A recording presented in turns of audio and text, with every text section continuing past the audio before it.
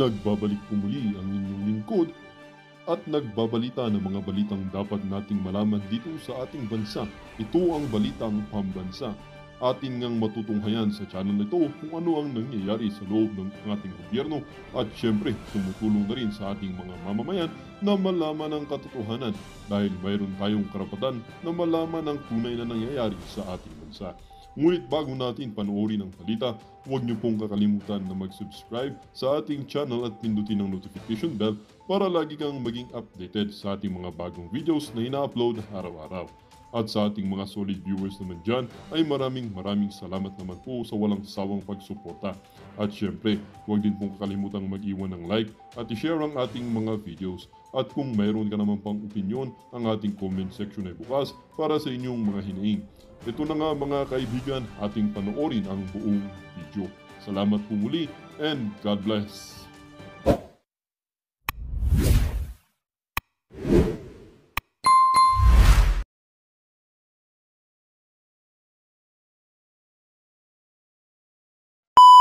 Smile. Do not. This is serious matter. Malungkot siya. Ilang taon na ito. Nagmadalamhati siya. Tapos pangising-isi ka dyan. Heck, don't do that, please. Pasensya na po, Mr. Senator. And pasensya na rin, Madam Gina T. Ito pong mga informasyon ngayon nakakalat po lang namin after we received the invitation from the Senator. No? Sabi ko nga po, Mr. Senator, we will investigate kung talaga bang nagpadala ng flowers, kung talaga bang merong breach in the policy. Because sa sinasabi po ni Ms. Gina, ganun din po ang policy ng RCBC. Bakit? We put on hold the account once we get money. Isa pa, kung meron kayong magandang policy, bakit pinaikot-ikot nyo siya? Bakit hindi nyo siya ini-entertain as an heir? Alam niyo naman na wife siya, magtatanong siya ng mga information tungkol sa account, binibigyan siya ng hard time, at later on, pumayag na rin magbigay ng information, pero bank account lang. I mean, talagang binibigyan siya ng hard time. So para may pinapaboran. Please don't laugh again, ha? Sige, pakisagot lang. Mr. Senator, we will investigate that, as I said. But we have given Mrs. Gina T. the information that she rightfully deserves as a surviving spouse. Account number lang binigay nyo. Yun Hindi po amount. kasi ang balances, even transaction history po, nabigay po. In fact, kay Mrs. Gina T. lang po namin shinare yung information na yan. Is it right, Ma'am Gina? As I mentioned, I give credit naman to RCBC for being helpful, but I had to go to the main office. I had to find a connection to get those records. But the fact remains that the branch office in Tandag they were never cooperative at all. I wrote letters to them repeatedly. They were never cooperative. The branch? Yes po. So again, let me repeat. In fairness, yung main office, cooperative naman daw. After na magpunta sa main office, kasi sinasabi ko, RCBC itself as an institution, okay sila, wala tayong problema doon. Siguro doon sa branch at may mga tao doon sa branch na hindi gumagawa ng tama, hindi po nagpa-follow ng procedure. Yun dapat imbestigahan, find out, and then pag nakita nyo talaga may problema, may mali, then pagalitan yun, gumawa kayo ng parang isanction yung tao, si baking kinakalan sa bucket, and then ibalik yung pera na na-withdraw. Gagawin po Especially namin kung- yan, Mr. Senator. Thank you, sir. Gagawin po namin yan.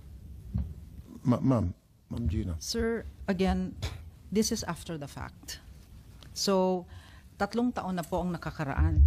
I've been talking to RCBC since 2022. They know my lamentations. They know my reklamo. Alam nila katakot-takot na email, calls, ginawa ko.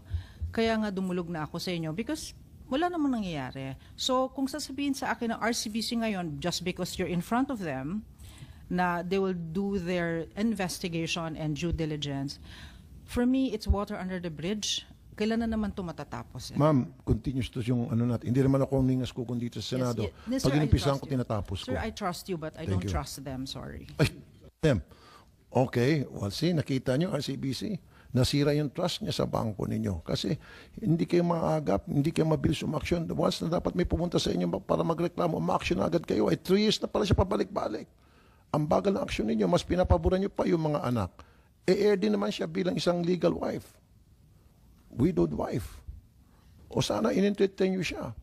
But hindi. Binabalik-balik nyo na, pinagod nyo lang siya. Until na nagsumbong siya rito, hindi pa sana kayo umaksyon. Dito hindi ako papayag. Paimbestigahan ko kayo. Patatawag ko yung Bangko Sentral ng Pilipinas kung kinakailangan every week mag-hearing tayo rito. Sige, 1 to sawa tayo. At pag nakita ko nagsinungaling kayo, ipapakontem ko kayo, may kulungan dyan sa baba, sa ilalim. Totoo. Marami na kami napakulong dyan, ng mga nagsinungaling, pinakontempt namin. Totoo yan, it will happen. Pasensyaan tayo. Now, yung Metrobank naman, may issue pa rin kayo sa Metrobank, ma'am, di ba? Nasaan yung Metrobank here? Good afternoon, Mr. Chairman. I'm Janela Marie Panlilio from Metrobank. Ano po yung posisyon niyo po sa Metrobank, ma'am Pandilio? Yes, I am the head of legal. Okay. Go ahead po, Ma'am Gina. Ano yung problema niyo sa Metrobank? Sa Metrobank po, unlike ang RCBC that they were eventually cooperative po, ang Metrobank, they were never cooperative.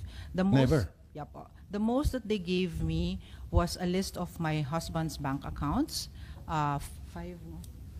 Yeah. So, we have the documents na 5.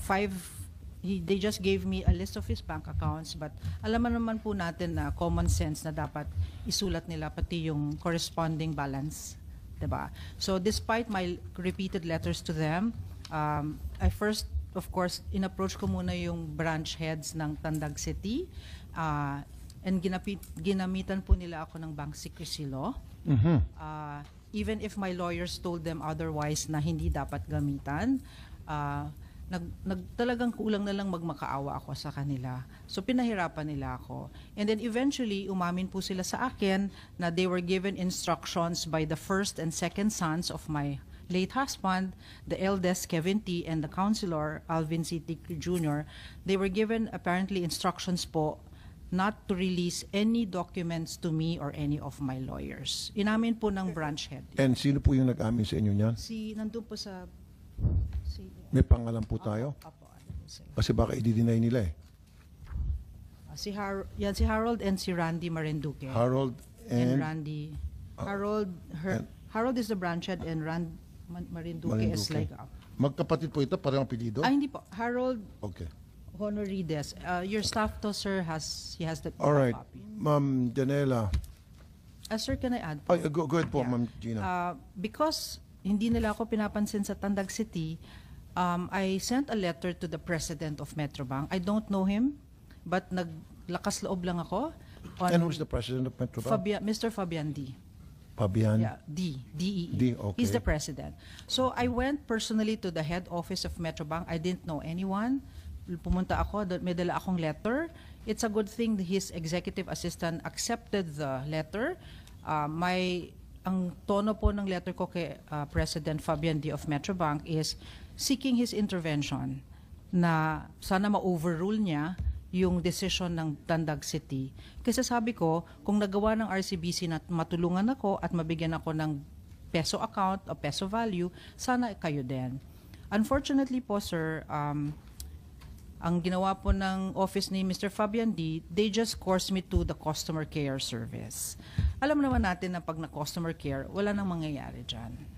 I'm just one of those complainants. And to think, pinag-uusapan natin na ang mga nalipat na pera ay napunta sa bank account na nasa Metrobank. Kasi yung Mighty Oaks Corporation, doon po nilipat lahat yung pera. So, imbis na action na ng tanggapan ni Mr. Fabian D., yung complaint mo, pinasa ka pababa sa customer care. Via email pa.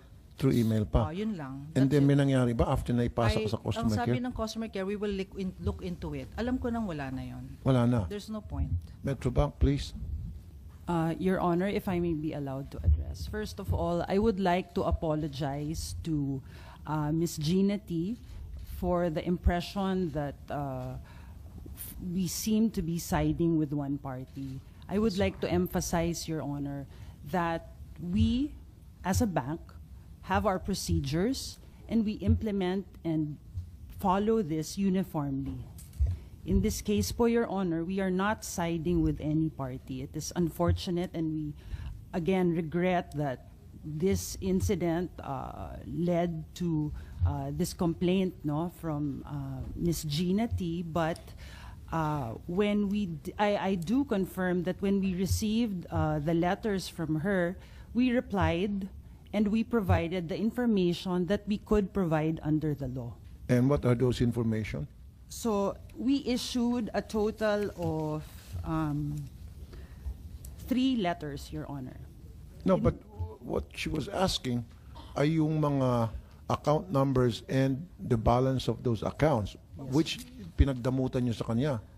Your Honor, I would like to respectfully bring her attention to a certification, a letter dated January 31, 2022, which was in reply to a letter from her, I assume it's her attorney, no, because she was a signatory to the letter, Attorney Peter Neil Trinidad, no. They were asking for a certification. Ms. Gina T. Signed at the bottom, no? And we replied to this and provided the outstanding balances as well, Your Honor. That was in addition to the first certification we provided. So how many accounts were mentioned in response to her letter and 5 accounts, Your Honor. with balances? Yes, Your Honor. Siguro, go ahead. The lawyer can talk. Go ahead. Sir, kayo po magsalita. Pwede ka magsalita. Attorney Samuel Bernardo, lawyer of Ma'am Gina T. Good afternoon, Mr. Chair. I have with me the certification given by Metrobank. It only states here the 5 accounts, the account type, account number, and then the account name. And there's no amount. No amount here. So magkaiba kayo. Your Honor, I am happy to provide counsel with a copy of this letter. It's to a certain Attorney Peter Neil Trinidad. Sir, may I say that Attorney P.N. Trinidad used to be the legal counsel of the children, but he resigned as the counsel. Of the children. Of the children. Not of you. Not of me. So, hindi naman siguro ako dudulog kay Attorney kay Senator Raffy sa show nyo kung meron akong documents of from Metro. Okay, Ma'am Janela, you're a lawyer. Okay, yung binabanggit mong lawyer, lawyer yun ng kabila na inireklamo nga niya. Your Honor, in the letter, Ms. Gina signed also. But were you sure na she was provided a copy or at least to her lawyer? A copy was, hold on, Your Honor, let me just bring out my copy. Was that hard copy letter or email? Hard copy, Your Honor. So pag hard copy, dapat meron siyang receiving signature na na-receive niya yung letter. Kasi naka-address sa kanya, di ba? Kung talagang naka-address sa kanya, dapat yung, was it through mail or registered mail, regular letter, snail mail, ano yes, ba? Your Honor. So for clarity, the letter was dated January 21. It was written by Attorney Peter Neil Trinidad with the signed conformity of Ms. Gina T. and signed also by one of the heirs / attorney in fact. No? We then replied to this letter and sent it to Attorney Peter Neil Trinidad. Kaya nga, yung letter na, okay, maaaring sabihin na natin muna, bago ko tanongin si Ma'am Gina, na nag-conform siya doon sa request na pinadala sa sulat sa inyo, and in return, nag-reply kayo. Eh, sinasabi niya, hindi siya naka-receive ng reply ninyo. So, ang tanong ko ngayon, ano yung mode of reply ninyo? Sabi mo, hard copy. Paano ba? Snail mail? Ano ba yung FedEx? Registered mail? Paano? O may ginamit kayo messenger? May I just confirm for a minute, Mr. Okay. Chairman, on the exact mode Sige po. for accuracy? So, while nag-examine si Ma'am Gina, Sir, would you like to say something? Sir, if I may say, correct po kayo na I may have signed a request letter, but the question is, where is the response of that request letter, which we don't have at all. Kasi kaya tinatanong ko Yun nga po, po, ma'am. So, baka Kung maaari ding na-forge, hindi ko po alam. So dapat yung reply ninyo, yung pagpapadala nyo nung, kasi nireklamo nga niya yung kabila, Ma'am Janela. So, natanggap niya ba? Kasi kung natanggap niya yan, hindi na siya pumunta sa akin. Ba't pa siya magpagod pumunta sa opisina ko, sa programa ko, kung natanggap niya yan? Kasi yan naman kailangan niya, kaysa pabalik-balik doon sa inyo. You would like to say, Attorney Yes, Bernardo, say something? Mr. Chair, I would like to add, based on the letter given by Metrobank, it was dated January 21, 2022, which they replied as to only the account type, account number, and account name. However, following that, on January 26, 2022, January 26, 2022, Ms. Gina T sent a letter again to Metrobank Tandag to Mr. Randy Marinduque to ask the complete full bank history, activity, and transactions, which was signed by Ms. Gina T herself, but there was no letter reply. This was duly received by Metrobank, and Okay, this so- was copy furnished to our office. Right. So na-receive doon. Kaya nga yung sinasabi ko, Ma'am Janela, meron ba kayong ebidensya na na-receive ni Ma'am Gina yung reply ninyo na sinasabi nyo nandun yung account number at nandun yung balance? Pinapacheck ko lang po, Your Honor, on the mode on how it was sent. Well, you But should have the done let- that kasi alam mo naman yan ang pag-uusapan natin. So, ba't ngayon pa tayo magpapacheck? Naghahabol tayo ng oras. I apologize, Your Honor, but we do confirm that there was a reply to the lawyer. Sabihin na nga natin may reply. Kaya nga, you're a lawyer. You should know better. Pag nasa korte tayo, baka pinagalitan ka na ni judge. Dapat meron kang way na ma-determina kung yung reply nyo ba ay na-receive niya o hindi. O kung siya ba mismo naka-receive. Para makikita natin doon, receive, tapos sign niya. O, sinabi yung pinadala sa lawyer. Ngayon, sabi niya, hindi naman niya lawyer yun. Lawyer ng kabila yun. O, sabihin natin, for the sake of argument, talaga nag-confirm siya. Okay. Pero that was before na nagkagulo-gulo. Na nagkagulo-gulo na, kasi bagal yung sagot nyo. Kaya dapat tuwing mag-reply kayo, kung sino nandoon sa letter na nag-request, pareho kung dalawang tao, dalawang party, both parties should be sent a copy. And then, you should get a receiving signature from them. That point is well taken, Your Honor. I will investigate on the mode of it, if it was sent. Ngayon, Ma'am Gina, di ba may reklamo pa rin kayo yung mga cheque na Yes, Your Honor. So, one the main reason naman talaga po na lumapit po ako sa inyo, sir, is to find clarity na ano na yung mga cheque na yon, diba? Which they said they will investigate. Na para sa akin, sir, don't you think po na much deserved, long overdue justice na ako? After 3 years, magche-check pa lang sila, magdo-due diligence lang sila, ngayon lang sila mag-investigate. When I have repeatedly complained to both banks. those checks in question, Yes, when were that- they issued? They were issued when my husband was still in the hospital and even after his death. Pareho din sa RCBC. Yung sa Metrobank po, if I mentioned po, sir, sa Metrobank, sa show ninyo, we did not reach that point because nga they were not cooperating at all. So I have no way to find out any data po because wala silang binibigay na bank balances. The most that Metrobank has helped me with is just the list of the bank account numbers. That's it. So Metrobank, dapat pakita nyo yung activity, especially habang nasa ospital si Mr. T and then hanggang sa siya inamatay. Your Honor, In the name of transparency, you should do that. And kung sabihin nyo bank secrecy, air naman siya eh. Your Honor, we would be happy to provide the information with the written consent of all the legal heirs or upon a court order, Your Honor. Upon the court order, Yes, Your Honor. But- As an exception, Your Honor, to the bank secrecy. BSP is here. I need your opinion on this. Mr. Chair, with respect to the BSP, we are not aware of any information about that incident or case of Ms. Gina Tick because we just received the information yesterday.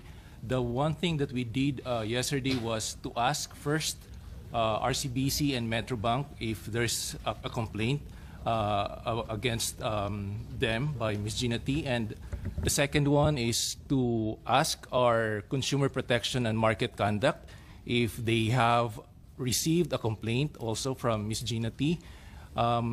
Based on that, we don't have a complaint from. No, my question, the question now, Attorney Negradas, and maybe talk to your colleagues sa BSP, yung sinasabi nito ngayon ng Metrobank, kahit na air pa siya, and the only time na i-release nila yung bank activities sa account ng kanyang husband is to court order. In my opinion, Mr. Chair, Air siya, ha? I think there's a BIR resolution or memorandum circular on that, sir. From? BIR based on the recent amendment of the train law. Ano So I sinabi think, po? Ano sabi sa BIR? I cannot restate, Your Honor, the perfect provision, but basically it says that if there's death of the depositor, they just have to comply with, and the heirs just have to comply with the requirements of the BIR, and then it can be withdrawn subject to withholding of like 6%. I think I'm not sure of that. So, ibig sabihin, merong memorandum sa BIR, in the event of the death of the depositor, yung heir nila has just to have to comply do sa BIR, bayaran yung mga taxes, whatever, and para ma-withdraw nila yung pera, ma-release sa kanila. Yes, Your Honor, that's my understanding based on the memorandum circular of the BIR. But that would again depend on the internal policy of the bank. Kasi nga po, BIR and RCBC and especially Metro Bank, yung heir din naman kasi yung mga anak, nakapag-withdraw, na-transfer sa company ng mga anak. Meaning, yung mga anak ay nakapag-withdraw. Kasi doon sa likod, pangalan ng mga, sabi nga ni Ma'am China, pangalan ng mga company na ang mga owners ay yung mga anak ng counselor. So that means the counselor was allowed to withdraw. Was given access to all the information doon sa bangko. Pat kay Gina, pinagdadamutan ninyo, ang dami yung pasikot-sikot, kailangan pa ng mga court order, etc. Pag dito sa kabila, wala ng court order, anytime makapag-withdraw kahit na hindi na dapat. I apologize if that is the impression, Your Honor. No, but that's that not was the impression. the That's case. what happened. That's not the impression. No, don't give me those legal technicalities. No. That's not the impression. That's what happened exactly. When you say impression, hindi pa totoo. Parang opinion lang. Hindi eh. It's a fact. I'm stating fact here. Yes, ma'am. Senator, if I may add also, I concur with attorney from the BSP. The family has done their due diligence. We have paid the 6% estate tax already. Who did pay? Kami, nung nag-uus... Sino, kaninong pera galing po? Kaming mga bata, nagpumirma na po kami na yung estate tax babayaran na, yung 6% of the value of the estate. So nabayaran na po siya, merong documents na binayaran na ng mga bata sa Tandag City. Kasama po kayo doon? Opo, pumirma ako. So kaya nga that time, nag-uusap pa kami. Kaya nga after that, dapat madidistribute na yung mga assets. Yes. Diba? Real and personal properties. Pero tama po kayo, the lady here from Metrobank cannot tell me that the impression, it's not an impression, attorney. The fact remains that you gave full access to my stepchildren and you did not give me that accord. So, therefore, pwede tayong pumunta doon sa sinasabi ng BIR kasi ito ngayon, itong Metrobank nagsasabi kailangan meron pang attorney, magkakaiba-iba sa Your Honor. BDO. Ang sinasabi ng BDO, nung lumapit si Ma'am Gina kasi may account siya doon, kung sa amin yan, okay. Hindi ka na mahirapan pa. Even RCBC, mukhang okay na. Kaya dyan sa Metrobank, nagmamatigas. Itong si Fabian D, dumapit na nga sa kanya si Ma'am, pinasa pa sa customer care. Sino ba itong si Fabian D? He's the owner of Metrobank. He's our president, Your Honor. Yes, go ahead po, Ma'am. Your Janela. Honor, I just wish to clarify, it's true that under the train law, when the train law was enacted, BIR issued two relevant issuances allowing an heir to withdraw his share from the estate subject to withholding of 6% tax, Your Honor.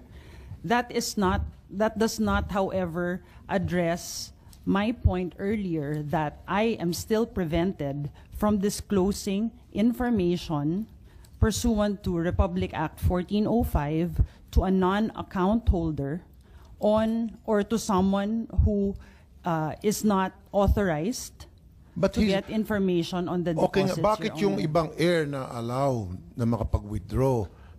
Bakit siya hindi? Equal dapat yan. Kasi wife siya, tapos meron children itong husband niya. So equal access dapat sila. Nakapag-withdraw yung iba, ito siya hindi. Hypothetically, Your Honor, no one will be able to withdraw Exactly. from So death. bakit meron pa rin perang lumabas at withdraw nung mga anak o stepson niya? Siya hindi nakapag-withdraw ni Sing Kunduling. Uniformly po sa amin, hindi po yan makakapag-withdraw, Your Honor. Kaya Hindi nga, ko lang po Hindi pwedeng makapag-withdraw, sagutin specific. pero nakapag-withdraw. Yun ang, it's a fact. I apologize, Your Honor. I cannot confirm that in these proceedings as that is covered by bank secrecy law, Your Honor. BSP? Anong opinion niyo po rito? Kasi, narinig nyo kanina, yung heir, yung mga anak, nakapag-withdraw, nabigyan ng access and all, tuloy-tuloy pa rin yung labas ng pera. Pero itong isa, yung wife, hindi. Your Honor, what we really do with respect to the supervision of banks is to determine the bank's compliance with relevant laws, rules, and regulations. And one of that would probably, the one that being told right now is the bank secrecy law. And based on the bank secrecy law, it should not be disclosed to other persons, not as depositors. Okay. So probably in that case, although we don't have yet the specifics about that case, probably in that case, what was provided to the children, because they're, I don't know if they're depositors or they co-depositors.